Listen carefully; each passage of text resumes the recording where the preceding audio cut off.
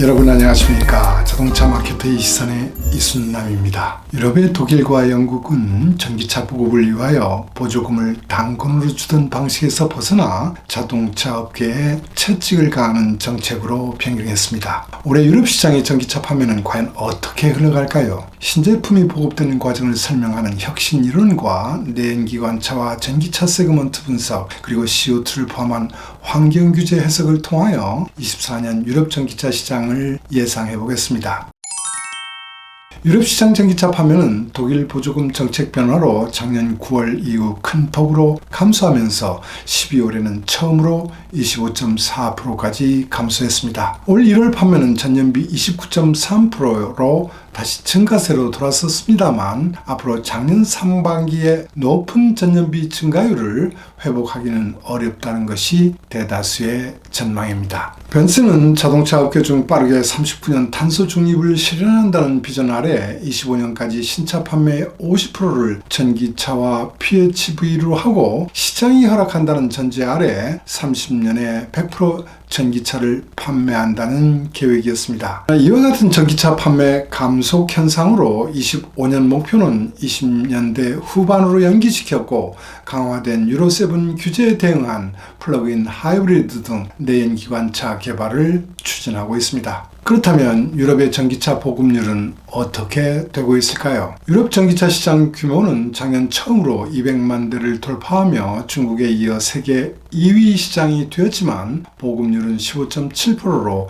혁신 이론에서 보면 초기 다수파 구입층이라고 할 수 있는 얼리 머저리티층이 구입하는 단계까지는 나가지 못했습니다. 올 1월에는 11.9%까지 떨어지면서 빨간불이 들어왔다고 할 수 있습니다. 그러나 유럽 31개국의 전기차 시장 규모는 국별 전체 시장 규모와는 다릅니다. 전체 시장은 독일, 영국, 프랑스, 이태리, 스페인 상위 5개국이 70%를 차지하고 있는데, 전기차 시장에서는 이태리, 스페인 대신 네덜란드와 스웨덴이 대신하고 있습니다. 전기차 보급률은 국가별로 크게 다르게 나타나고 있는데 붓고 남저라고 요약할 수 있습니다. 스칸디나비아에 있는 노르웨이는 82%로 가장 높은 보급률을 보이고 있으며, 여기 나라에서는 전기차 보급률의 걸림돌인 캐즘을 돌파했다고 보입니다. 독일, 영국, 프랑스, 네덜란드, 벨기에, 오지리 등 메인 유럽이라고 할 수 있는 국가에서는 16%에서 20%의 보급률로 혁신 제품이 대량으로 보급되기 위한 마지막 장벽 앞에 서 있습니다. 그러나 남부유럽, 동부유럽 국가에서의 보급률은 매우 낮습니다. 5.4%의 스페인, 4.2%의 이태리 등 포르투갈을 제외하고는 매우 낮은 편입니다.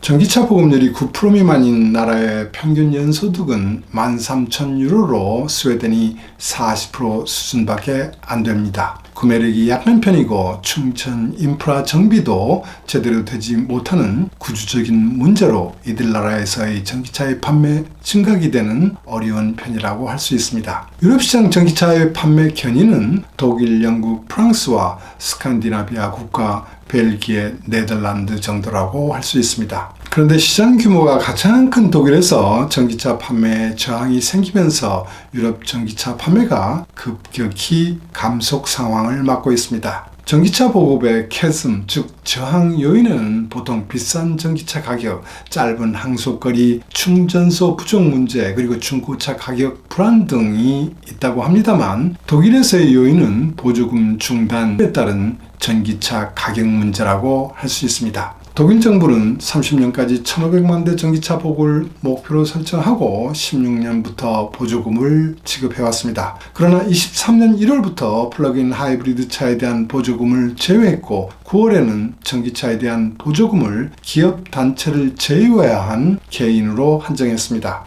8월에 전기차 판매가 171%로 폭증한 이후에는 이 정책 변경에 따라 컴퍼니카 구입자들이 마지막 보조금을 받으려고 수요가 몰렸기 때문입니다. 유럽 시장에서는 컴퍼니카 수요 비중이 높기 때문에 10월부터 큰 폭으로 감소하기 시작한 것입니다. 그리고 12월 17일 갑자기 독일 사법부 판단에 따라 전기차 보조금이 개인 구매까지 전면 중단되면서 12월 판매는 48%로 크게 감소했습니다. 작년 12월과 비교하면 전체 자동차 시장은 11.7% 감소했지만 전기차 시장은 58.9%나 감소했습니다. 벤츠 아우디와 올 1월 보조금 중단액을 대신하여 가격 할인에 나섰던 테슬라 정도만이 감소폭을 줄일 수 있었습니다. 저가격을 대변하는 MG나 중국에서 수입하여 팔고 있는 다시아의 스프링, 가격 할인에 나섰던 BYD, 고가의 BMW 등도 큰 폭으로 감소했습니다. 그렇다면 4,500유로 보조금 중단으로 충격을 받은 고객들은 1월에 어떤 파워트레인으로 이동했을까요? 1월 한 달 판매 기준으로 분석하기에는 좀 빠른 감도 있습니다만 23년 전체 파워트레인 믹스와 비교해보면 전기차 비율은 18.4%에서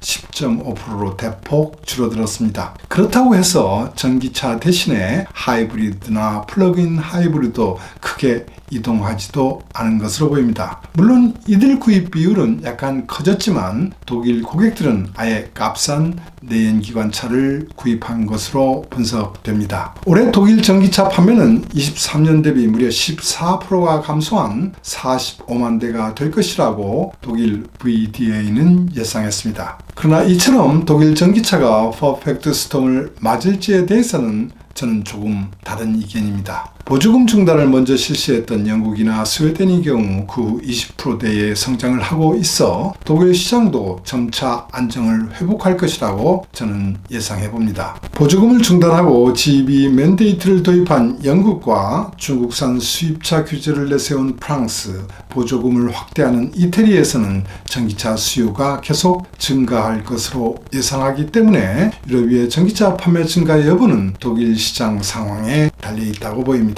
유럽 시장에서 전기차 판매 속도가 감속하는 원인에는 내연기관차와 전기차 판매 세그먼트 간에 큰 차이가 나는 부분도 있습니다. 유럽은 미국이나 우리나라와는 달리 소형차와 준중형차인 B와 C 세그먼트 판매 비율이 높았습니다. 내연기관차에서 B 세그먼트 수요가 차지하는 비율은 37%인데 반하여 전기차 B 세그먼트 수요 비율은 17%밖에 안 됩니다. 그러나 자동차 업체들은 이 급의 수요가 많음에도 불구하고 전기차로 수익을 내기가 어렵다고 판단하여, 아니 적자폭을 최소로 할 수 없다고 판단하여 가격이 비싼 중대형차와 SUV에 주력해왔습니다. 18년부터 23년까지 DE 세그먼트의 전기차는 66차종이나 됩니다. 반면 소형차 AB 세그먼트에는 40차종의 전기차가 있습니다. 작년 유럽시장 전기차 판매 상위 22개 모델을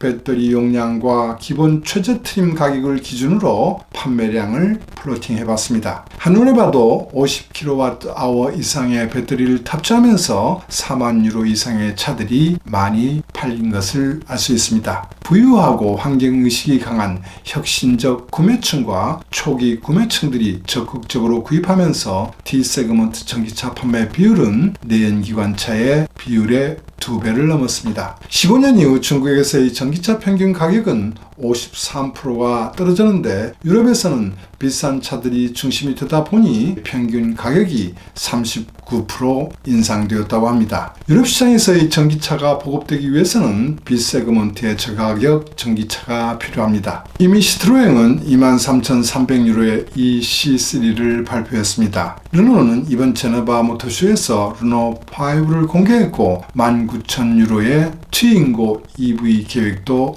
발표되었습니다. 기아도 EV3를 개발하고 있고 폭스바겐과 테슬라도 25,000유로 이하의 ID2와 모델2를 준비하고 있어 론칭되는 시점부터 전기차 판매에는 가속도가 붙을 것으로 예상됩니다. 당근 정책에서 채찍 강화 정책으로 전환되는 유럽 시장에서 자동차 업체들은 더욱 강화되는 환경 규제로 인하여 전기차를 더 팔아야 하는 상황에 놓여 있는 점도 고려할 필요가 있습니다. 현재 CO2 규제는 킬로미터당 95g입니다만 25년, 30년에 더 강화되고 35년에는 내연기관 판매 금지와 배터리 규제를 포함한 라이프 사이클 어세스먼트 규제까지 확정되어 있습니다. 이런 규제의 의미가 어떤 것인지 한번 살펴보는 것이 좋을 듯합니다. 예를 들어 보겠습니다. 기아가 유럽에서 판매하고 있는 내연기관차는 물론 하이브리드 차도 전부 2020년 CO2 규제치 95g을 초과하고 있습니다. 차종마다 사이즈가 다르기 때문에 규제치가 달라 소위 기업 평균 CO2 규제를 운영하고 있습니다. 만약 미달하게 되면 규제치에 비해 미달된 CO2 g수 곱하기 해당 브랜드가 판매한 전체 판매 대수 곱하기 95유로의 벌금을 내야 합니다. 실제로 폭스바겐은 20년에 0.5g이 초과되어 2,053억 원이나 벌금을 물어야 했습니다. 스포티지의 48V 마일드 하이브리드 차는 130g, 하이브리드 차는 112g으로 규제치와 많은 차이가 납니다. 25년 강화되는 CO2 규제치에 대응하려면 플러그인 하이브리드와 전기차로만 가능한 것으로 보입니다. 이렇게 팔면 현재보다 수익이 크게 악화됩니다. 수익이 높은 하이브리드를 최대한 많이 팔려면 CO2 배출량이 제로인 전기차와 26g인 플러그인 하이브리드의 판매 믹스를 잘 조정하면서 규제치를 넘어가지 않도록 해야 합니다. 23년 유럽 전체 시장에서 업체별 전기차 판매 비율은 메인스트림 브랜드에서 피아트가 18%, 폭스바겐 현대차가 15%, 기아가 14%로 우수한 편입니다. 그러나 이 정도로는 25년 규제를 대응할 수 없을 것입니다. 전기차를 많이 팔면 수익이 떨어지고 적게 팔면 벌금을 내야 하는 어려운 상황에 있게 됩니다. 영국에서는 올해부터 전체 판매량의 22%를 전기차로 판매해야 하는 GEB 맨데이트 규제가 적용됩니다. 판매 의무 비율을 미달할 경우에는 미달 대수당 15,000파운드의 벌금을 내거나 전기차만 하는 테슬라 등으로부터 크레딧을 구입해야 합니다. 23년 영국에서의 기아의 전기차 판매 비율은 16%인 17,345대였습니다. 올해 목표를 11반대로 가정하면 전기차를 24,200대를 팔아야 한다는 계산이 나옵니다. 작년보다 6,855대를 더 팔아야 합니다. 이처럼 환경 규제를 대응하려면 전기차 판매는 늘어날 수밖에 없는 상황이 됩니다. 결론적으로 말씀드리면 24년 유럽 전기차 시장은 독일 시장 환경에 달려 있습니다. 그러나 올해 하반기부터 본격적으로 저가 B세그먼트 전기차들이 런칭됩니다. 올해부터 강화되는 영국의 GEB 맨데이트 규제와 25년부터 강화되는 CO2 규제로 유럽 시장에서의 전기차는 다시 증가하게 될 것으로 예상해 봅니다. 오늘은 여기까지 하겠습니다. 시청해 주셔서 감사합니다.